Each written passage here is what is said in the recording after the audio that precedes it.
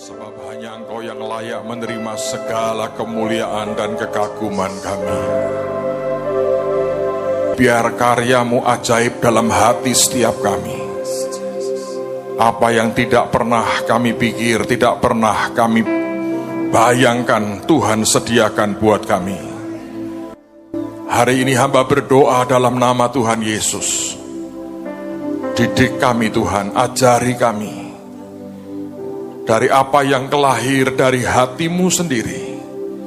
Karena kami tahu itu yang akan mengubah kehidupan kami. Bawa kami dalam setiap segenap kebenaran yang daripada-Mu. Roh hikmat, wahyu dan pengertian bekerja dengan ajaib hari ini. Terima kasih Tuhan, terima kasih. Terima kasih Tuhan, terima kasih. Saudara, arahkan hatimu ke Tuhan, Dia di tengah-tengah kita. Kiarata shotoko shikarena mata karana. Sekirene masyukuru santa karana mata karana. Kiaraha sukuru musyikine kata karyana santa kalanamu. Mishikirene hishikire kata kayarana mato kuruno. Shinde karana masukuruno shikaina mata karana ma. Yara hasu karana masikarena mata kayara la mata kuruno sikiri. Sikirana hasa kayara hasu kuru sakara la mata karala ma. Yara hasu rana mata sikirine masanda karala mata kayara na matuku. Yara hasura na mata kayara la santa karala mata karala sikirine mete kirine. Yara hasura na masira na hasa kayara hayara su. Sikarala santa karala mata sukurona marata kayana. Yara hasura na mata sukarana mata karala masanta kayara la mata kayarana. Tuhan, Tuhan, Tuhan, Tuhan, Tuhan. Yesus, Engkau Tuhan yang di tengah-tengah kami. Sekara hasukuru sakara hatara mata kasih. Nehe sikirina tu santa karala rana mata surana mata karana. Yara hasurana hasirene mekete shiarana mata sanarana marana. Urusirana hasurana mata sayarana takururu sarurana matu. Urusira sekara hata santa karalamu. Sinara surana santa karalama surana basanta karalama taka. Yara hasu narahasire nemete karalama tu soto korona masanara lama. Urusi karena mata sire neme sokora nama yara lama. Yara hasurono sakarana mata kurusanta karalama tu uria. Oh santi karina soria nasukorono sane. Yara hasora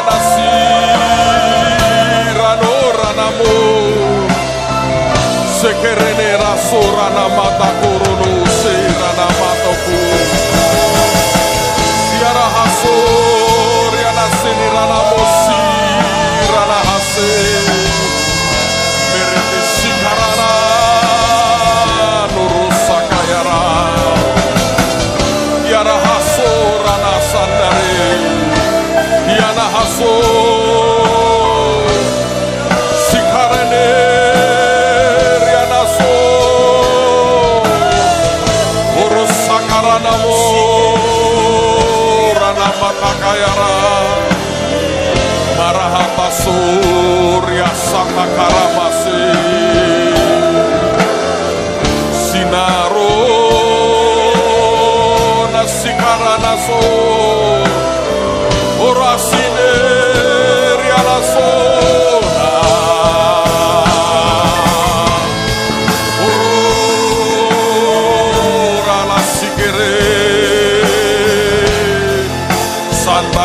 Lolo ya mata sata karani ya rahaso namirane sike oria sinarolo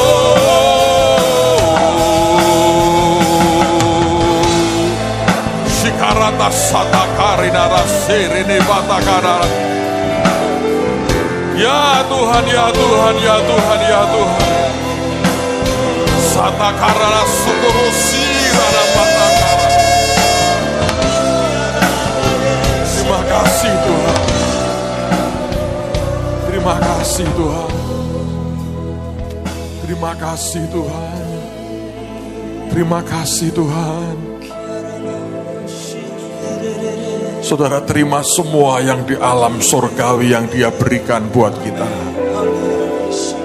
Ada langit yang terbuka di atas kita.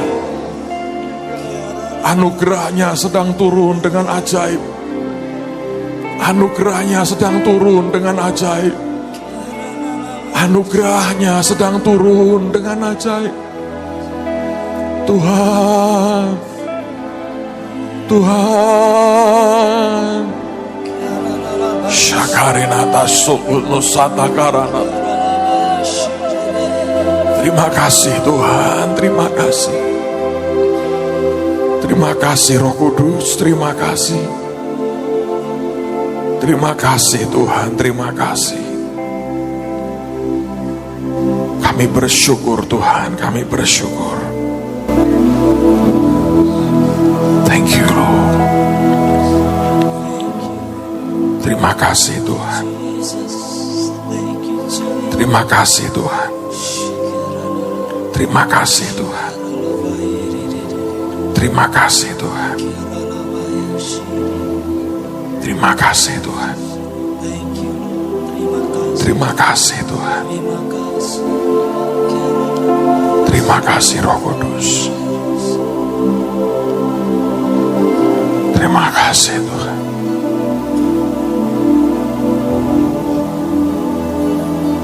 Terima kasih Tuhan. Mari angkat tanganmu lagi di hadapan Tuhan. Hamba berdoa dalam nama Yesus. Selubungi kami dengan hadirat-Mu. Selubungi kami dengan hadirat-Mu. Selubungi kami dengan hadirat-Mu Tuhan. Terima kasih Tuhan, terima kasih. Terima kasih Tuhan, terima kasih. Sesuatu yang ilahi Engkau sedang curahkan di tengah-tengah kami. Tolong kami Tuhan, tolong kami. Terima kasih Tuhan, terima kasih. Terima kasih Roh Kudus. Engkau baik, Engkau dahsyat, Engkau luar biasa. Terus Engkau bicara Tuhan. Ubah kami. Hidup kami tidak akan pernah sama lagi. Buat cinta kami kepadamu makin ajaib. Buat cinta kami kepadamu makin dalam. Buat gelora kami tidak akan pernah putus. Terima kasih Tuhan. Terima kasih. Roh hikmat, wahyu dan pengertian turun dalam hidup kami. Terima kasih Tuhan. Permuliakan namamu lewat perkataanmu sendiri. Di dalam nama Tuhan Yesus. Dan semua yang siap diberkati berkata, amin, amin. Saudara, saya mau ajak Anda perhatikan firman Tuhan. Dalam Wahyu pasal yang ke-6, lihat mulai ayat yang ke-5. Wahyu pasal yang ke-6, lihat pada ayat yang ke-5. Dan ketika anak domba itu membuka meterai yang ketiga, aku mendengar makhluk yang ketiga berkata, mari. Dan aku melihat, sesungguhnya ada seekor kuda hitam, dan orang yang menungganginya memegang sebuah timbangan di tangannya. Dan aku mendengar seperti ada suara di tengah-tengah keempat makhluk itu berkata, secupak gandum sedinar dan 3 cupak jelai sedinar. Tetapi, perhatikan, janganlah rusakkan minyak dan anggur itu. Setiap kali Tuhan memberikan peringatan kepada kita, maka keajaiban dan kasih-Nya di dalam peringatan itu sebenarnya Tuhan juga memberikan jalan keluar kepada anak-anak-Nya. Ada roh yang Alkitab berkata digambarkan seperti atau sebagai kuda hitam dan ada penunggangnya. Dan semua orang hamba-hamba Tuhan mengerti ini merupakan sebuah ancaman terhadap kehancuran ekonomi dan ancaman terhadap kelaparan yang akan melanda seluruh dunia. Saya bersyukur hari-hari ini ada banyak anak-anak Tuhan mulai diberi beban oleh Tuhan yang sangat spesifik, masuk dalam areal pertanian untuk memberikan sebuah kontribusi sebagai bagian dari upaya peperangan rohani kita untuk mengalahkan akan roh ini. Istilah yang dipakai secupak gandum sedinar, para ahli mengatakan itu berarti harga pangan akan naik 10 sampai 12 kali lipat. Dan artinya apa? Artinya orang kerja 1 hari hanya bisa untuk makan 1 hari itu. Ada orang yang mengatakan begini, oh ya kan lumayan Pak, kita bisa makan, pokoknya kita kerja sehari, kita bisa makan untuk hari itu. Ya, Anda bisa makan. Tapi artinya engkau tidak bisa bayar listrik, Anda tidak akan punya dan bisa menggunakan HP-mu lagi, teleponmu tidak akan terbayar karena hanya bisa untuk makan, mobil saudara akan mogok semua karena nggak bisa beli bensin, kebutuhan-kebutuhan lain semua tidak bisa Anda dapatkan. Karena orang kerja hanya 1 hari dan 1 hari itu cukup hanya untuk makan saja dan tidak cukup untuk yang lain-lain. Saudara, kalau Anda memperhatikan gejala di seluruh dunia, seharusnya kita mengerti bahwa ini sudah terjadi di berbagai belahan di dunia ini. Kelaparan bisa begitu mengerikan, dan makin tahun makin banyak negara yang menderita akan bencana kelaparan seperti ini.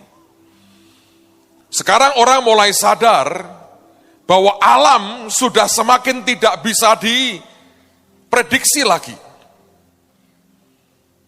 Mendadak Gunung Kelut meletus. Antara pemerintah memberikan warning dengan letusannya terlalu singkat. Lihat kalau Anda ke Eropa, saya dengar di beberapa negara di Eropa, sungai-sungainya membeku. Saya baru pulang dari Amerika, tiba di New York, disambut dengan siraman hujan salju. Orang berkata, wah asik ya Pak ya lihat salju, lihatnya asik. Tapi kalau Anda tinggal di negara dengan salju seperti itu, mengerikan. Tapi saya mau berkata, ini kenyataan dengan cuaca begini kacau, semua orang gagal panen. Apa yang akan terjadi sebenarnya? Tuhan memberikan warning kepada kita akan yang namanya bencana kelaparan. Nah sekarang kan pertanyaannya buat kita yang paling simpel begini, bagaimana Pak ngatasinya? Saudara, saya tadi mendoakan lagi ibadah hari ini. Dan Tuhan berkata, nak berikan jalan keluarnya. Supaya mereka tahu apa yang harus terjadi. Saudara, sungguh-sungguh saya ingin ya, yang pertama hidupmu itu siapin buat kedatangan Tuhan yang kedua kali. Kalau perlu ya, saya mendorong saudara, mulai berdoa ngomong gini, Tuhan, kalau engkau datang, angkat aku. Kemarin saya memimpin upacara penutupan peti jenazah di Solo. Pak Yuwono, usia 84 tahun dipanggil pulang. Beliau ini yang sejak lebih dari 20 tahun lalu, khotbah saya diketik sama dia. Kemudian disebar kemana-mana, jadi berkat yang luar biasa. Dia kerjakan dalam 20 tahun terakhir dari hidupnya. Anak-anaknya berkata, sejak papa ngetik khotbah bapak itu, sudah gak kepingin apa-apa lagi. Karena seringkali di kamar ketika dia ngetik, dia dengerin tape-nya, dulu kan masih bentuk kaset itu.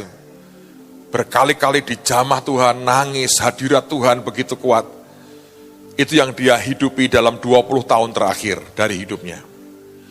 Yang menarik saudara sekalian, beliau itu meninggalkan surat wasiat yang dia minta kepada anaknya, tolong dibacakan pada waktu aku akan tutup peti pada jenazahku. Dan dia buat menurut saya sekitar 3 atau 4 lembar surat terbuka untuk anak-anak dan rekan-rekan sepelayanannya. Salah satu yang beliau katakan begini, dia mengatakan begini, nanti di akhir zaman ketika Tuhan datang, banyak orang akan berseru Tuhan, Tuhan. Sudah ngusir setan, sudah mendoakan orang, sudah ini, sudah itu. Aku sudah kerjakan semua dalam namamu. Dan kemudian dia mengutip satu ayat yang berkata, tapi pada hari itu, Yesus berkata, aku akan berterus terang kepadamu, bahwa aku tidak mengenal engkau. Dan beliau dalam suratnya mengatakan begini, gawatnya, itu berarti selama ini, Tuhan tidak terus terang dengan kita. Karena mungkin kalau Tuhan terus terang dengan kita, tidak ada orang yang sanggup untuk ikut dia. Saya cukup kaget dengan statement yang dia sampaikan. Dan saya mau berkata buat saudara, itu betul. Tuhan mengatakan, sekarang aku akan terus terang. Tapi keterus terangan Tuhan itu sudah terlambat untuk sebuah perbaikan. Saudara, ini akhir dari akhir zaman. Saya yakin, saya percaya, tidak kebetulan Tuhan izinkan saya masuk sampai ke Capitol Hill. Salah seorang sekretaris dari senator itu anak Tuhan. Dia yang pimpin ajak kami untuk tur masuk ke tempat-tempat yang sebetulnya orang biasa nggak boleh masuk. Lalu saya ngobrol dengan dia. Saya tanya dengan dia anak Tuhan. Kamu suka nggak kerja di sini? Suka. Kenapa? Ya, saya melihat akan dari dekat sekali semua pergulatan soal politik Amerika dan dunia. Dan dia berkata, saya sering melihat banyak kejadian di belakang layar yang orang lain di luar gedung ini tidak akan pernah tahu. Terus saya berkata begini, apa yang menurut kamu paling penting buat kamu? Untuk kamu bisa bertahan dalam kondisi seperti ini dan kerja dengan baik untuk negaramu. Dia ngomong dengan saya, pastor, terus terang, yang saya harus punyai adalah kemampuan untuk peperangan rohani. Ada banyak hal yang logika tidak bisa dijelaskan di sini. Ada terlalu banyak yang logika manusia tidak bisa mengerti. Tapi sebagai anak Tuhan saya tahu, kuncinya cuma peperangan rohani. Karena yang dihadapi bukan kekuatan manusia biasa. Itu sekretaris salah satu anggota kongres, saudara. Keluar perkataan itu dari hatinya. Saya mau berkata buat saudara, ini spirit antikris, ini sungguh-sungguh real. Dan kita berdoa tidak boleh keluar sebelum waktunya. Tapi satu hari memang Alkitab berkata dia harus muncul. Dan saya berdoa pada waktu itu, tidak usah kita berurusan dengan dia. Kita ikut Tuhan saja, saudara. Amen. Hidup dengan Tuhan selama-lamanya. Saya berdoa tidak ada orang yang tidak serius dengan hidupnya pada hari-hari ini. Sekarang kembali kepada bagaimana sebenarnya kita mengatasi yang namanya kuda hitam ini. Karena dalam skala kecil sebetulnya sudah mulai kerja. Oh ya, kita bisa berperang, kita bisa buat peperangan rohani. Kita bisa mencoba mengantisipasi dengan banyak hal. Tapi ada satu cara yang akan memaksa siapapun, termasuk roh ini, tidak akan menyentuh hidup Anda dan hidup saya. Siapa yang ingin dibebaskan dari roh kuda hitam ini? Angkat tangan, saudara. Di Firman pernah terjadi loh. Seluruh Mesir kena akibat, kena kutukan. Di Goshen tetap ada kelimpahan. Alkitab pernah berkali-kali menunjukkan Tuhan bisa membuat perbedaan. Dan akhir zaman ini dia akan membuat perbedaan. Di mana perbedaannya? Kalau Anda membaca tadi, Alkitab mengatakan, tetapi janganlah rusakkan minyak dan anggur itu. Semua akan rusak, semua akan hancur, kecuali minyak dan anggur. Selama bertahun-tahun saya bertanya kepada Tuhan, saya mempertanyakan akan ayat ini, apa artinya minyak dan anggur sebenarnya? Ada orang mengatakan, oh itu adalah lambang daripada Roh Kudus. Saya bilang, ya kalau Roh Kudus, kenapa sampai Tuhan berkata jangan rusakkan? Kalau itu Roh Kudus, tidak ada kuasa apapun bisa merusak dia. Ayo, benar nggak? Kalau ini semata-mata cuma Roh Kudus, minyak dan anggur adalah Roh Kudus. Oke, kalau Roh Kudus tidak usah diperintah atau di warning, jangan rusakkan Roh Kudus, nggak ada. Jangan dukakan, oke.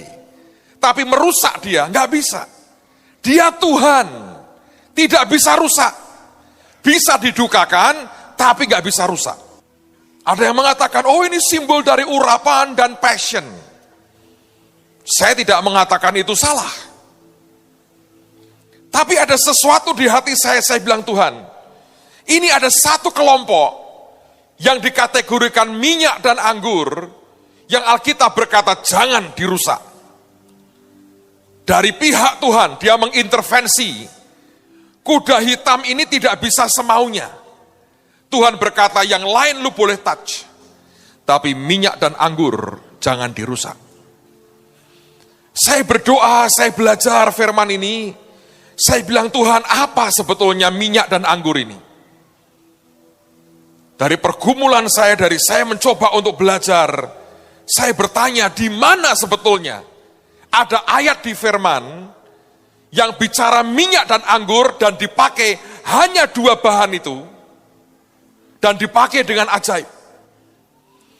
Dan akhirnya Tuhan menunjukkan saya satu bagian dari firman Tuhan. Sekarang mari kita lihat kepada Injil Lukas pasal yang ke-10. Injil Lukas pasal yang ke-10. Kalau Anda sudah sampai pada pasal yang ke-10, lihat pada ayat yang ke-30 mulai. Lukas pasal 10, lihat mulai ayat yang ke-30. Jawab Yesus, adalah seorang yang turun dari Yerusalem ke Yeriko. Ia jatuh ke tangan penyamun-penyamun yang bukan saja merampoknya habis-habisan, tetapi yang juga memukulnya, dan yang sesudah itu pergi meninggalkannya setengah mati. Kebetulan ada seorang imam turun melalui jalan itu, ia melihat orang itu tetapi ia melewatinya dari seberang jalan. Demikian juga seorang Lewi datang ke tempat itu. Ketika ia melihat orang itu, ia melewatinya dari seberang jalan. Lalu datang seorang Samaria yang sedang dalam perjalanan ke tempat itu. Dan ketika ia melihat orang itu, tergeraklah hatinya oleh belas kasihan. Ia pergi kepadanya lalu membalut luka-lukanya. Sesudah ia menyiraminya, perhatikan, dengan minyak dan anggur. Kemudian ia menaikkan orang itu ke atas keledai tunggangannya sendiri, lalu membawanya ke tempat penginapan dan merawatnya. Keesokan harinya ia menyerahkan 2 dinar kepada pemilik penginapan itu, katanya, rawatlah dia. Dan jika kau belanjakan lebih dari ini, aku akan menggantinya waktu aku kembali. Dengerin saudara, saya minta Anda perhatikan sungguh-sungguh ini. Alkitab berkata ada seorang yang turun dari Yerusalem ke Yeriko. Kalau saudara melihat akan letaknya dari kota Yerusalem dan Yeriko, Yerusalem itu ada di atas dan Yeriko ada di bawahnya. Di zaman Tuhan Yesus, banyak imam yang tinggal di kota Yeriko karena Yerusalem terlalu penuh sehingga mereka tinggal di kota Yeriko. Imam-imam ini kalau dia bertugas, dia akan naik ke atas. Dari Yeriko dia akan naik ke Yerusalem. Selesai tugas, dia akan pulang. Dari Yerusalem dia akan turun ke Yeriko. Nah, Alkitab mengatakan ada seorang yang sedang turun ke Yeriko. Di tengah jalan dia dirampok. Sampai hari ini, jalan lama dari Yerusalem ke Yeriko itu masih ada. Dan di zaman Yesus, jalan itu merupakan jalan yang sangat berbahaya karena banyak perampokan dan banyak pembunuhan. Sehingga orang menyebut jalan itu the bloody way, atau jalan yang penuh dengan darah. Apa yang Tuhan ceritakan ini sesuatu yang real sekali.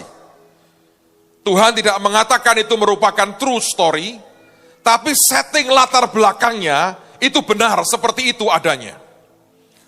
Satu hari ada seorang yang sedang jalan dari Yerusalem ke Yeriko. Dia melewati the bloody way, jalan yang penuh dengan darah itu. Dan di sana dirampok, semua hartanya diambil, dia dipukuli, bahkan sudah sekarat, dying, hampir mati, dan dibiarkan tergeletak. Tidak lama kemudian, Alkitab berkata, kebetulan ada seorang imam yang turun dari Yerusalem ke Yeriko. Imam ini adalah orang yang sudah menyelesaikan tugasnya di Yerusalem, di Bait Allah.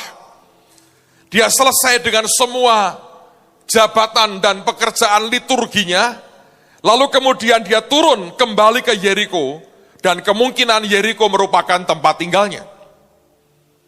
Dan dia melihat orang itu tergeletak di pinggir jalan. Dia melewati dari seberang jalan, dia hanya melihat dan dilewatinya. Entah apa yang dipikirkan, yang jelas ada banyak pertimbangan. Satu, mungkin dia juga takut dirampok. Yang kedua, dia juga sadar merawat orang ini artinya harus keluar biaya. Yang ketiga, secara waktu dia membutuhkan banyak waktu untuk merawat orang yang tidak dia kenal ini. Dan pilihan paling gampang adalah, jangan sentuh dia, ini bukan urusanku. Urusanku di Bait Allah sudah selesai, aku tidak ada sangkut paut dengan semuanya ini.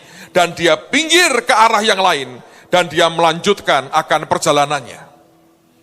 Tidak lama kemudian datanglah seorang Lewi, pasti keturunan daripada suku Lewi, pasti juga sedang selesai dengan tugasnya di Yerusalem.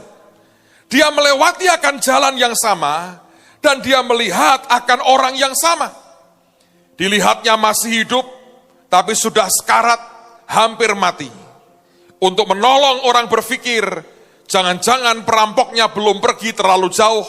Kalau aku nolong nanti aku dirampok, nanti bagaimana kalau aku mati, atau aku juga dipukuli, dan kerugianku begitu banyak. Cara paling gampang adalah, itu bukan urusan saya, itu urusanmu sendiri, itu goblokmu sendiri, itu salahmu sendiri. Lalu dia berkata, saya akan pergi ke daerah yang lain, dan dia pura-pura tidak tahu, dia melanjutkan akan perjalanannya. Yesus mengatakan cerita itu dengan sebuah tujuan. Dia sedang bicara kepada orang-orang yang mengaku dirinya punya agama.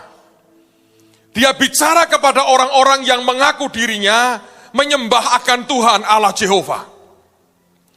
Dia berkata, kalau engkau berpikir setelah selesai dengan semua kegiatan liturgimu di atas sana, dan kau melihat ada orang tergeletak dan engkau membiarkan, maka Tuhan berkata engkau sedang melanggar hukum yang paling ajaib, yaitu hukum Taurat yang berkata, kasihi Tuhan Allahmu dan kasihi sesamamu manusia. Dia pernah mengatakan, dengan dua hal ini bergantung seluruh hukum dan kitab para nabi. Dan Tuhan mau berkata, engkau mencoba mengasihi Tuhan dan engkau tidak mengasihi sesamamu. Dia mau berkata, engkau bukan sesama manusia dari orang itu. Lalu datanglah orang Samaria. Seorang Samaria sebetulnya orang campuran antara orang Yahudi dengan penduduk yang pernah menetap di daerah Palestina pada waktu itu. Di mata orang Yahudi, orang Samaria ini bangsa campuran yang sebetulnya tidak dianggap setara dengan mereka. Mereka bahkan tidak mau bicara dengan orang Samaria. Mereka menganggap ini kelompok orang yang murtad karena nenek moyang mereka kawin campur dengan bangsa lain. Anda bisa bayangkan pandangan sinis orang Yahudi, terutama imam dan Lewi yang menganggap dirinya punya darah yang murni. Orang Samaria itu bangsa nomor 2. Ingat ketika Yesus berhenti di sumur Yakub di daerah Samaria, dan dia minta minum kepada wanita Samaria. Wanita itu bertanya, engkau orang Yahudi minta minum kepada kami, kepada aku orang Samaria? Karena nggak pernah terjadi. Buat orang Yahudi sebuah penghinaan kalau sampai bersentuhan dengan orang-orang Samaria. Tapi orang yang dianggap sesat, orang yang dianggap rendah, orang yang dipandang sebelah mata, orang kalau dia mendekatkan diri kepada orang mulai berbisik-bisik yang negatif tentang dia. Tidak ada orang-orang yang bermartabat tanda petik yang mau bergaul dengan orang Samaria. And yet orang ini yang kemudian lihat pemandangan yang sama.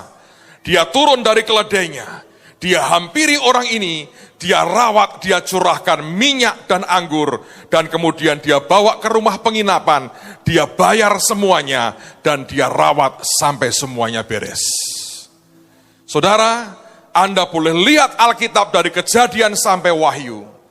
Selain Wahyu pasal 6 yang menggabungkan minyak dan anggur, sejauh yang saya mengerti, tidak ada bagian lain dalam Alkitab yang minyak dan anggur ini keluar bersamaan tanpa yang lain.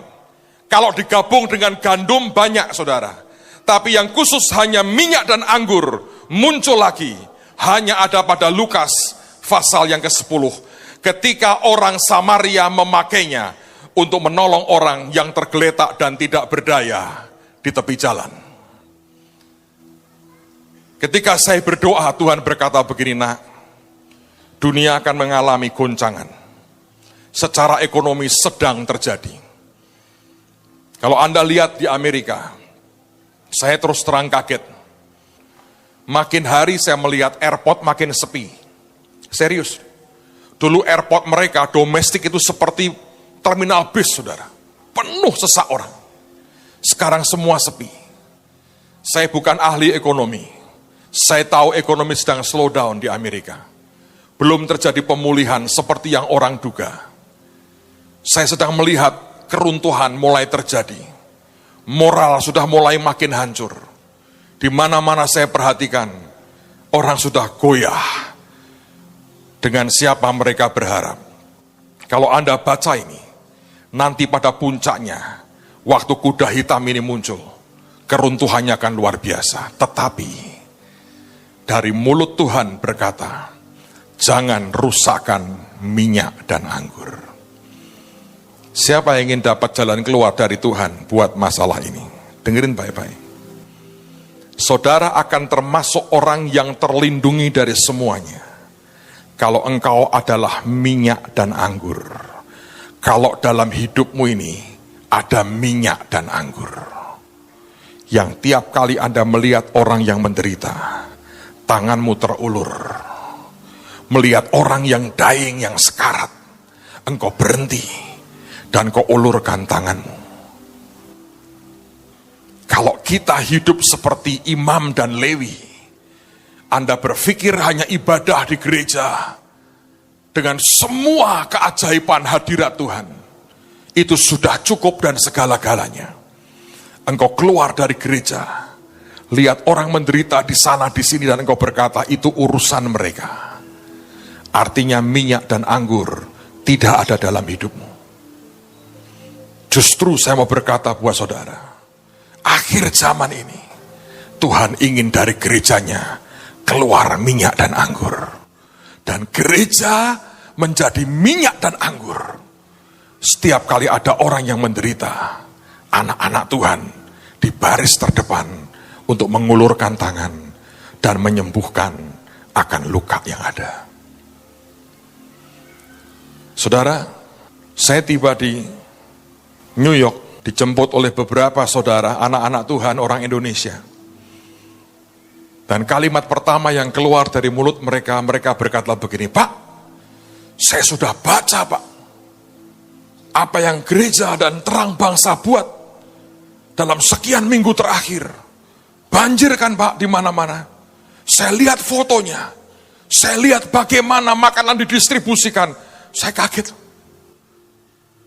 Anak bapak yang kerja juga dengan timnya masuk, Pak. Saya baca beritanya. Tapi apa yang dibuat itu? Nolong orang. Saya sampai di Washington DC. Saya hanya 3 malam di Washington DC. Dalam 3 malam saya ketemu dengan cukup banyak orang. Saya bicara dengan cukup banyak orang. Saya menyimpulkan dengan apa yang saya lihat, dengan apa yang saya dengar. Saudara, bahwa kelompok-kelompok yang orang berkata ini ada sebuah teori konspirasi untuk menguasai dunia. Kalau saya dengar, saya lihat apa yang saya alami, saya berani berkata itu bukan cuma sekedar teori. Menurut saya memang betul ada kelompok yang ingin menguasai dunia secara keseluruhan. Dan kelompok ini sebetulnya hanya ingin kuasai satu hal. Pertama-tama dia mau kuasai semua keuangan dunia. Dan ujungnya semua akan dibawa nyembah kepada setan. Ini menurut saya ya, kita hidup benar-benar dalam zaman yang sangat serius. Tapi saya mau berkata bahwa saudara itu real sekali. Dan mereka sebetulnya ingin menggabungkan semua agama. Jadi sekarang ini mulai diarahkan begini. Agama itu menciptakan masalah. Agama itu menciptakan konflik. Agama itu menciptakan pertumpahan darah. Agama membawa perpecahan. Agama itu hanya bikin ribut. Jadi harusnya bagaimana? Harusnya semua itu digabunglah. Kita ngomong saja tentang nilai universal, yaitu human rights, hak asasi manusia, saling menghormati, saling menghargai. Itu semua agama akan setuju. Kita ambil yang setuju saja, supaya tidak menimbulkan persoalan dan konflik. Lahirlah akan kelompok-kelompok, dan kalau Anda melihat, semua simbol agama di dunia ini dimasukkan. Mereka diantaranya menamakan diri, ada yang menamakan kelompok Illuminati atau pencerahan, ada kelompok namanya Freemason, dengan segala macam simbolnya. Nah, ini maaf ya, bodohnya orang kita itu hanya ngamati simbol-simbol. Kalau Anda ikuti simbol-simbolnya, salib di situ. Jadi kalau Anda pakai hiasan salib, orang berkata, ini Freemason ini, Illuminati. Goblok itu saudara. Mereka memang mengumpulkan semua simbol agama. Yang Anda harus perhatikan adalah, dengerin baik-baik, rohnya satu. Yang mengatakan semua oke kok, gabungin aja jadi satu.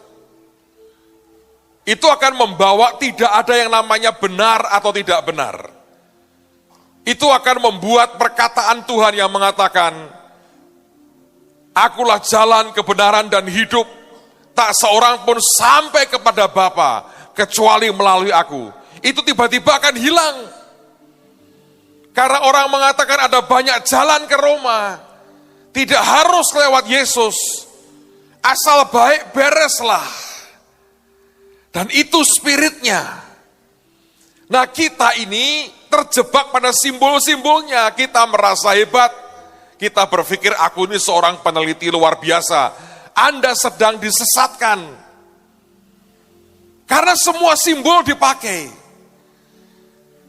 Dan saya memperhatikan yang paling mengerikan adalah bagaimana itu menggurita secara ekonomi. Ternyata hampir seluruh dunia sudah dikuasai mereka secara keuangan. Dan saya mau berkata buat saudara, ini akan terjadi. Malam saya datang ke hotel tempat meeting akan dibuat. Saya dapat undangan National Prayer Breakfast dari anggota Kongres di Amerika. Dan pada waktu saya mendaftarkan, saya tunjukkan kartu undangan saya. Begitu lihat nama saya, ada satu staf perempuan, saya nggak tahu siapa, nggak pernah ketemu sebelumnya. Dia langsung berkata, Pastor, saya sudah dengar semua yang kalian gereja lakukan. Dia cerita beberapa, saya bengong, saudara. Lalu kemudian kami didaftar, diregistrasi. Tiap peserta dari Indonesia ini dipencar mejanya. Nomor mejanya berbeda-beda. Ada teman yang tanya, mengapa dipencar berbeda-beda? Orang yang ngurusi berkata, mereka sudah tahu siapa kalian. Ini di luar otorisasi kami, mejanya ditaruh di mana. Jadi tolonglah jangan diubah. Karena nomor ini akan membawa Anda ke meja Anda yang sudah ditetapkan. Yang saya kaget saudara, apa yang kita buat sebetulnya untuk nolong banyak orang yang di bawah dan menderita. Orang sampai di Washington DC mendengar. Sayang mereka tidak cukup terima kehormatan kenal dengan Anda pribadi demi pribadi. Cuma dengar satu kelompok. Why? Sebab Tuhan mau berkata, kalau manusia saja tahu, apalagi Bapakmu yang di sorga, semua yang kalian lakukan buat menolong mereka yang menderita, akan membuat Tuhan berkata, padanya ada minyak dan anggur. Jangan berani-berani kau rusak itu. Kalau hati seperti ini masih kuat dan tetap ada dalam kehidupan Anda dan saya, ini sebuah jaminan Tuhan. Keruntuhan boleh di mana-mana, ada Goshen yang tersedia buat kita. Yang lain boleh mengalami apapun, Tuhan memberikan sesuatu yang berbeda hari ini. Saya harap kita tidak akan pernah kehilangan itu. Supaya saudara mengerti, kita juga kirim tim ke Gunung Sinabung. Dan orang berkata, Pak, itu kegiatan sosial. Bukan. Itu adalah Injil yang diberitakan. Dan kita melihat di Sinabung, kita melihat di Manado, orang-orang datang terima Yesus. Beberapa teman sudah berangkat ke Kelut, dan mereka menyaksikan bagaimana tuaian begitu ajaib dituai hari-hari ini. Seorang bapak gereja pernah berkata begini, kabarkanlah Injil, kalau perlu khotbah. Ngerti artinya? Khotbah itu terakhir. Kabarkan Injil dengan tindakanmu, dengan kasihmu, dengan minyak dan anggurmu.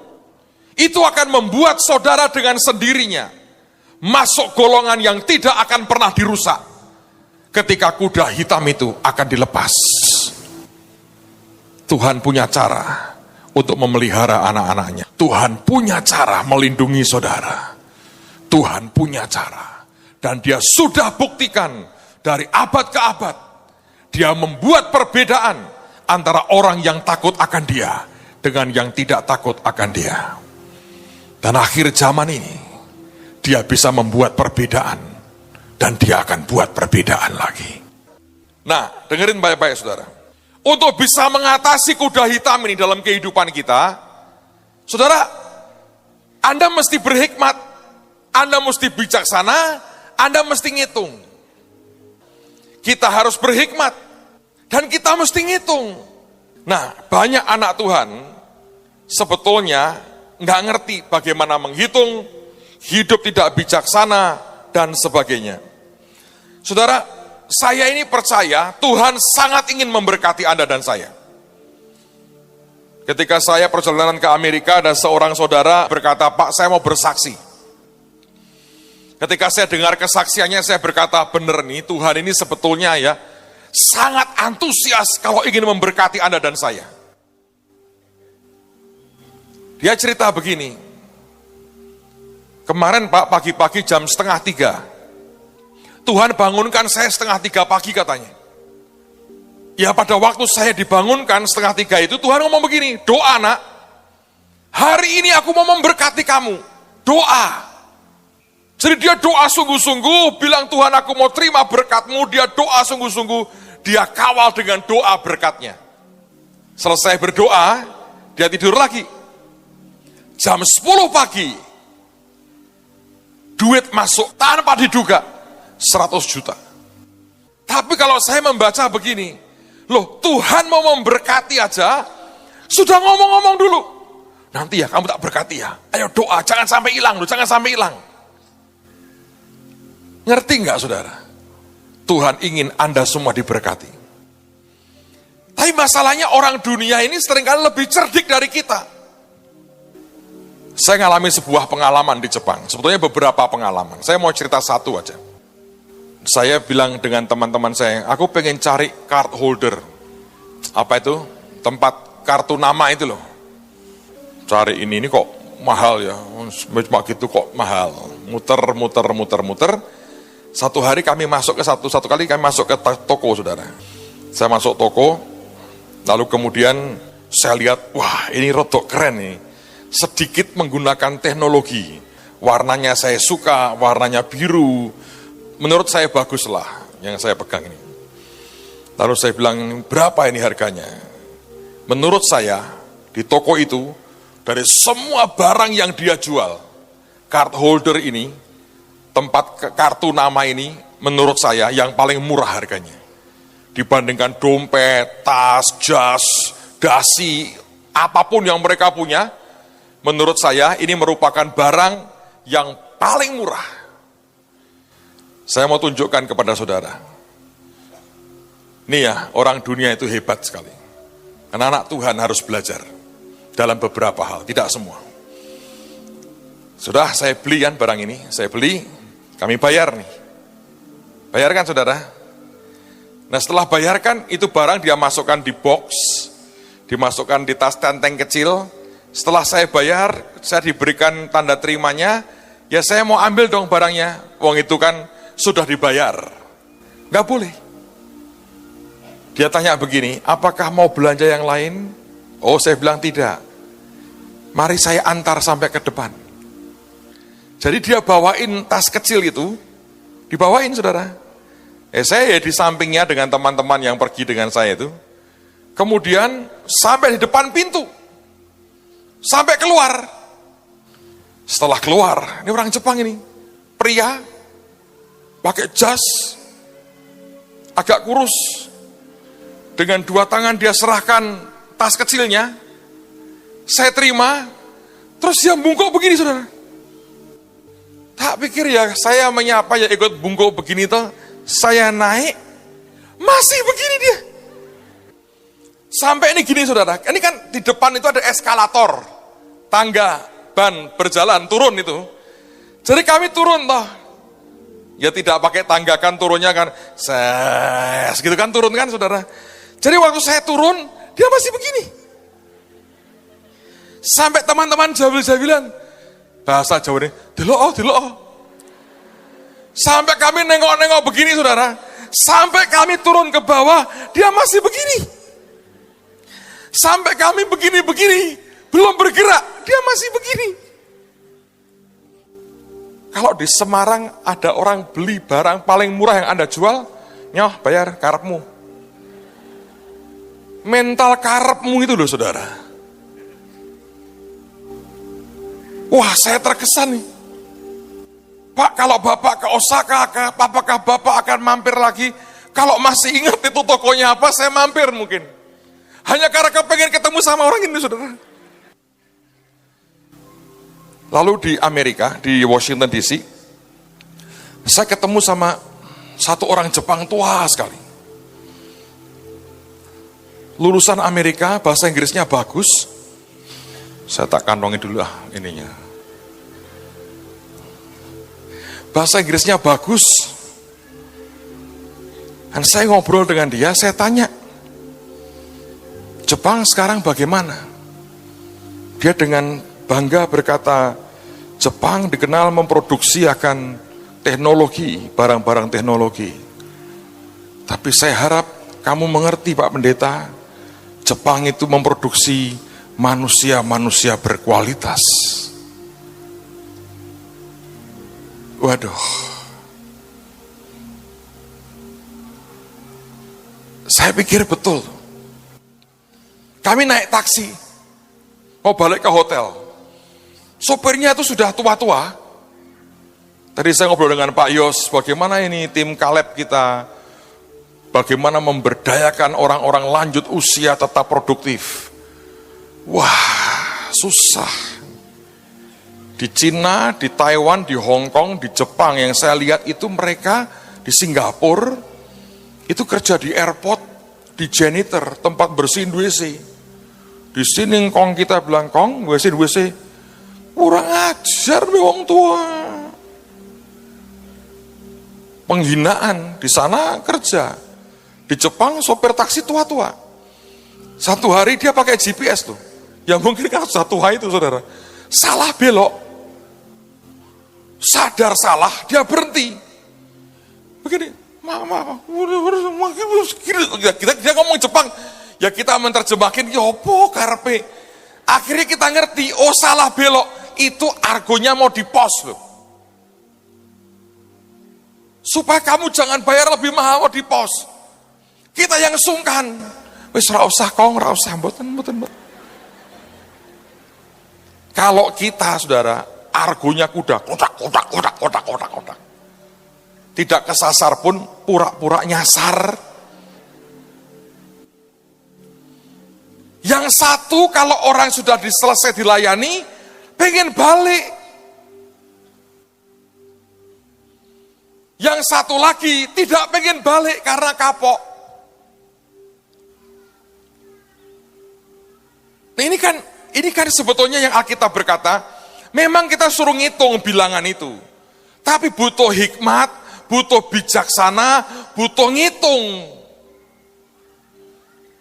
Ini cara yang Tuhan sebelum berkata, manusia nak punya ini dibandingkan makhluk lain. Saya berharap kita jadi orang yang bijak. Dan tahun-tahun ini, please, belajar banyak firman.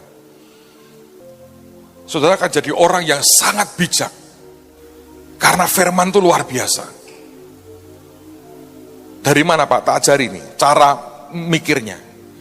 Alkitab berkata, fungsi Roh Kudus, kata Tuhan Yesus, mengingatkan kamu akan apa yang pernah aku katakan kepadamu. Yang Tuhan katakan itu kan firman. Kalau Anda dengar, masuk, itu masuk di otak kita. Roh Kudus memutar itu balik, mengingatkan kita. Semakin banyak firman masuk, otak saudara itu makin kuat muternya. Pinter saudara. Itu akan membuat saudara jadi orang yang berbeda. Saya ingin sebelum semua terlambat, ayo belajar firman yang banyak. Nangkap apa yang Tuhan mau. Ngerti persis apa yang jadi kehendak Tuhan yang sempurna. Amin, saudara. Yang kedua, saya percaya begini. Karena angkanya angka profetik. Angkanya angka sesuatu yang harus dihitung, diterjemahkan. Maka untuk mengalahkan ini adalah Anda perlu belajar mendengar suara kenabian dan suara Tuhan. Kalau hanya hitungan saja, masalah. Karena hitungan bisa meleset. Perencanaan manusia bisa meleset.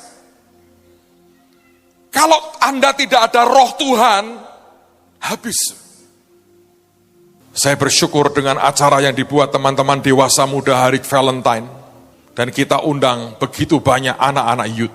Kurang lebih 10.000 anak-anak muda datang. Sebetulnya acaranya sudah dibuat sangat hebat. Tapi Tuhan buat lebih hebat lagi. Dari tengah malam hujan abu, airport Semarang tutup seharian. Artis-artisnya nyantol. Sebagian di Surabaya, sebagian di Jakarta. Tidak bisa terbang ke Semarang. Karena abu Gunung Kelut, saudara. Saya melihat panitia cukup panik dan grogi. Tapi saya cukup kenal Tuhan dan ngalami Tuhan. Sebetulnya saat-saat seperti itu adalah saat-saat Tuhan menyatakan kemuliaannya. Apakah tidak penting Pak artis? Oh ya penting toh. Karena itulah kita undang mereka. Tapi akhirnya muncullah artis lokal. Dipimpin oleh Delon Victor Purnomo. Tampil dadaan, ternyata bisa saudara. Saya bersyukur dengan apa yang Tuhan izinkan terjadi. Membawakan sebuah dampak yang ajaib. Dan kalau hati kita tetap kepada jiwa-jiwa, Anda pengen melihat mereka diselamatkan, Tuhan akan berkati kita luar biasa. Acara itu ajaib lah menurut saya, nggak ada artis. Kita juga sempat bingung mau diganti siapa, tapi muncul yang dadaan-dadaan itu. Dan waktu acara mulai jalan, klip drama mau diputar, ternyata terganggu transmisinya sehingga pokoknya banyak error sampai 2 kali. Dan Tuhan berkata, nak ambil alih dengan cepat. Aku mau tuai jiwa-jiwa ini. Anak-anak itu berdoa, minta ke Tuhan target 1.000 jiwa dibaptis. Menurut saya itu target rada gila sih sebetulnya. 1.000 jiwa. Saudara-saudari bahasa bersaksi, saya cuma ngomong sedikit, saya altar call. Saya lihat orang itu lari maju. Tempat ini penuh, sampai di panggung-panggung penuh. Dan akhirnya sebagian saya pikir selesai, saya serahkan mereka melanjutkan, saya masuk ke belakang. Dan begitu mereka dibawa ke sana, mereka diberi pengarahan, dan akhirnya mereka dibaptis. Tahap pertama, 950 orang dibaptis. Saya nggak tahu itu, tapi saya dilapori, Pak, sudah 900 sekian, ujungnya mentok 950. Menjelang orang terakhir, saya didatangi sama Irna. Dia bilang ini, Pak, ini kejar setoran Pak sama Tuhan. Target kurang 50 Pak. Tolong altar call lagi. Bayangin saudara, itu kalau Anda tidak hidup dalam urapan dan anugerah Tuhan, orang nggak bisa ngomong begitu. 950 orang, targetnya 1000. Ayo Pak, altar call lagi. Kurang berapa? 50 Pak, 50 katanya. Ya wis, kurang 50. Tuhan, aku mau nyeket ini, saya bilang. Saya keluar, saya ambil mic, saya diam sebentar, saya bilang, apa yang harus aku buat Tuhan? Dia bilang, ngomong aja nak. Aku masih tunggu banyak orang dari mereka. Selesai anak kita nyanyi, saya altar call lagi, saya nggak khotbah. Maju lagi, saya panggil Pak Hengki, altar call lagi, sikat lagi. Saudara tahu, total yang dibaptis 1.309 jiwa. Terima Tuhan Yesus. Minyak dan anggur. Minyak dan anggur. Kalau engkau melihat orang-orang di luar menderita, secara jasmani dan secara rohani, akankah kita biarkan mereka? Justru yang membuat semuanya akan berbeda, kalau hati kepada mereka yang sedang hancur, yang sedang dying, yang sedang sekarat itu, compassion kita, belas kasihan kita, tidak pudar kepada mereka. Itu yang menjamin bahwa engkau masih punya minyak dan anggur. Dan itu yang juga menjamin, saudara tidak akan pernah dirusak. Semua pekerjaanmu akan berhasil, yang kau sentuh akan jadi besar. Ketika orang berkata, Pak, semuanya hancur, ada Goshen. Ketika orang berkata, Pak, semuanya rusak, ada tudung Tuhan atas kita. Pak, semuanya rusak dan hancur ini, setan merajalela. Tapi kepada kita, setan mengatakan, jangan kau rusak mereka. Sebab ada minyak dan anggur dalam hidup mereka. Saudara, selama ini, banyak orang bicara soal, ada satu konspirasi di dunia ini ingin menguasai dunia. Dan dunia ingin dipegang oleh satu kekuasaan, dan itulah antikris. Sampai orang tidak bisa jual dan beli kalau tidak pakai tanda. Saya orang yang tadinya meragukan itu, apakah itu betul. Tapi 3 malam saya di Washington DC. Dari saya bicara dengan satu orang kepada orang lain. Dari apa yang saya dengar dari orang ngomong dan apa yang mereka cerita. Menurut saya, saudara, itu benar. Dan makin hari sudah makin gamblang. Di dunia ini ada sebuah permainan politik tingkat tinggi yang kita rakyat biasa tidak pernah tahu. Tapi ada orang-orang sedang memainkan sesuatu di atas. Dan tujuannya ingin menyatukan dunia di bawah kendali setan. Tapi ingat, ada gerejanya dan ada Roh Kudusnya. Dan sampai nanti itu diangkat, baru akan diizinkan terjadi. Saya berdoa, selama kesempatan masih Tuhan berikan buat kita, selama Tuhan masih memberikan kesempatan buat kita untuk bergerak, saya berkata jangan berhenti saudara. Selama engkau masih bisa mengulurkan tanganmu, menolong siapapun yang bisa engkau tolong, ulurkan tangan saudara. Selama minyak dan anggur ini masih bisa berarti dan berfungsi untuk banyak orang, kerjakan dengan segenap hati. Saya lagi berdoa pengen bangun satu gudang yang bersih dan gudang yang kering. Sehingga kalau ada persembahan, sumbangan apapun, baik makanan ataupun bukan makanan, kita bisa simpan dengan rapi. Dan anytime, sewaktu-waktu dibutuhkan, kita punya pasukan yang bergerak dengan sangat cepat.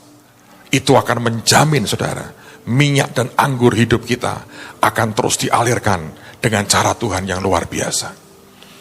Tadi pagi Pak Audi cerita dengan saya. Tuhan gerakkan hatinya lewatin arteri di sini.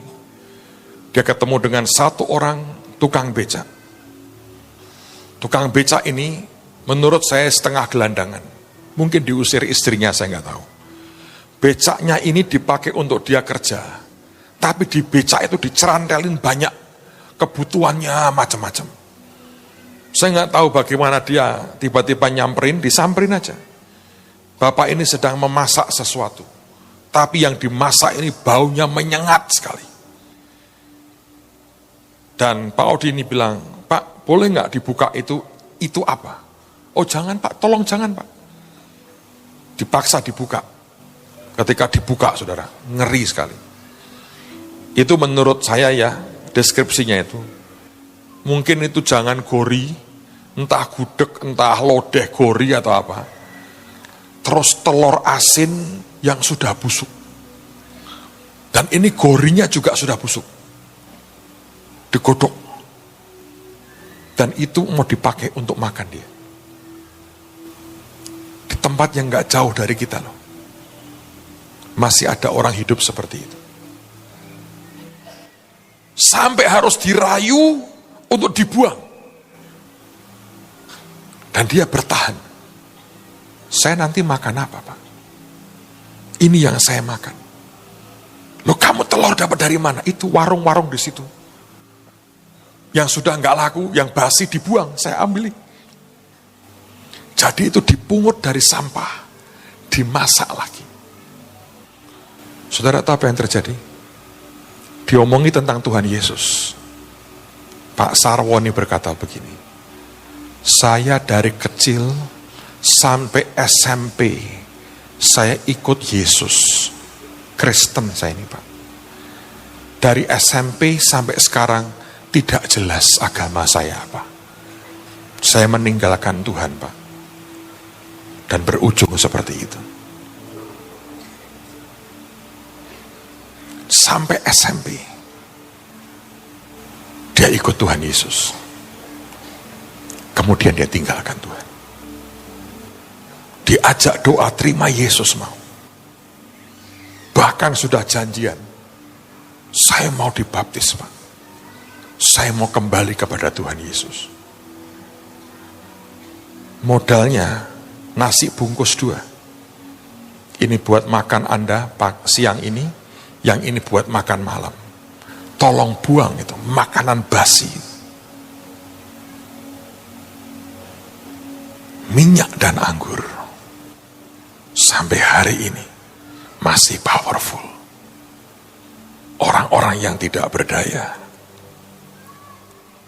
Dengan sentuhan kasih, sedikit saja, hati berbalik ke Tuhan. Bisakah Anda bayangkan, hati Bapak bersuka cita? Saudara, kalau engkau ingin menikmati pestanya Bapak, sampai dia sembelih lembu tambun, bungsu harus kau bawa pulang. Hanya kalau bungsu Anda bawa pulang, Anda akan nikmati lembu tambun, steak paling enak, Kobe beef dari Bapak di surga. Sebab di Alkitab hanya waktu bungsu pulang, lembu tambun dipotong, dan surga berpesta. Banyak orang ingin diberkati Tuhan. Saya bilang bawa jiwa-jiwa datang ke Tuhan. Temui orang yang tidak mungkin ada orang mau menyapa dengan dia. Tawarkan akan kasihnya. Anda akan terima undangan pesta surga setiap hari. Dan lihat, hidupmu akan diberkati Tuhan. Amin saudara. Jangan pernah kehabisan minyak dan anggur dalam hidupmu. Jangan. Karena itu akan membuat hidup kita takkan pernah bisa dirusak oleh roh apapun. Saya berdoa, hati seperti ini Anda miliki dalam hidupmu sampai Tuhan datang yang kedua kali. Yang percaya katakan haleluya. Tutup Alkitab saudara. Terima kasih Tuhan. You are my hiding place. You always fill my heart with songs of deliverance. Whenever I am afraid, I will trust in you. dan Amba berdoa dalam nama Yesus, biar hati yang penuh dengan belas kasihan, hati Injil ini tidak akan pernah pudar dalam hidup kami Tuhan. Kemanapun Engkau membawa kami, ke tempat itu minyak dan anggur kami tidak akan pernah habis, akan terus mengalir, membalut, menyembuhkan luka, mengangkat kembali mereka yang terpuruk, memberikan akan kabar baik dan kabar sukacita tentang Yesus yang mati dan bangkit bagi mereka, tentang keselamatan yang di dalam Engkau ya Tuhan. Hamba berdoa dalam nama Tuhan Yesus, terus Engkau bergerak bersama dengan kami, karena ini jaminan Tuhan, karena ini jaminan, You are my hiding place. You always fill my heart with songs of deliverance. Whenever I am afraid, I will trust in you. Trust in you. Let the weak say I am strong in the strength of the Lord. I will trust in you. I will trust in you.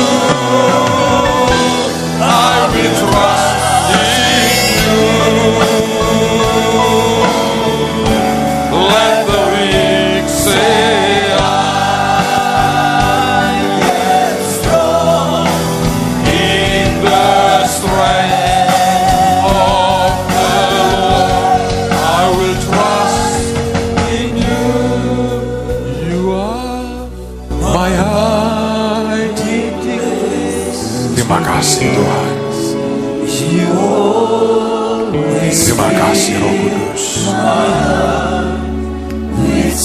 Thank you Lord, terima kasih. Terima kasih Tuhan. Terima kasih Tuhan.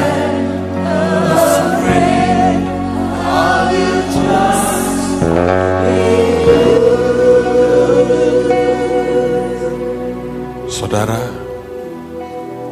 ada janda di Sarfat dengan tepung terakhir dan minyak terakhir, tapi ketika dia rela memberi makan nabinya, hari itu minyak dan anggur tak pernah habis dan tak tersentuh dengan kelaparan. Ada orang-orang di sini yang berkata, aku gak punya banyak Pak, aku gak punya apa-apa. Hanya berbagi satu bungkus nasi, mungkin setiap minggu hanya satu kali, datang kepada orang yang Tuhan gerakkan, tiba-tiba akan mengubah hidupmu dengan total. Sebab artinya minyak dan anggurmu mulai muncul. Dan Tuhan berkata, jangan rusakkan itu. Maka semua bentuk pengerusakan setan berakhir. Karena engkau Engkau bisa berkata, Tuhan melarang untuk aku dirusak oleh apapun dan siapapun. Beberapa orang Anda tidak pernah menolong siapapun. Engkau hanya fokus dengan kepentingan dan kebutuhanmu sendiri. Beberapa sedang akan Tuhan tingkatkan lagi, jadi berkat yang lebih lagi bagi orang lain. Biar hari ini ada keputusan diambil. Aku harus jadi berkat buat yang lain. Saudara Audi ini bisa ketemu satu demi satu. Saudara juga bisa. Di sekitarmu banyak orang menderita. Anda bisa jadi berkat buat mereka. Makasih Tuhan. Terima kasih Tuhan. Hamba berdoa dalam nama Yesus. Anugerah-Mu terus menguasai kami. Terima kasih Tuhan. Berkat anugerah-Mu turun dalam nama Yesus. Tidak ada kuasa lain yang boleh menyentuh hidup anak-anak-Mu kecuali tangan Tuhan sendiri. Terima kasih Tuhan. Terima kasih Tuhan. Di dalam nama Tuhan Yesus, yang percaya berkata,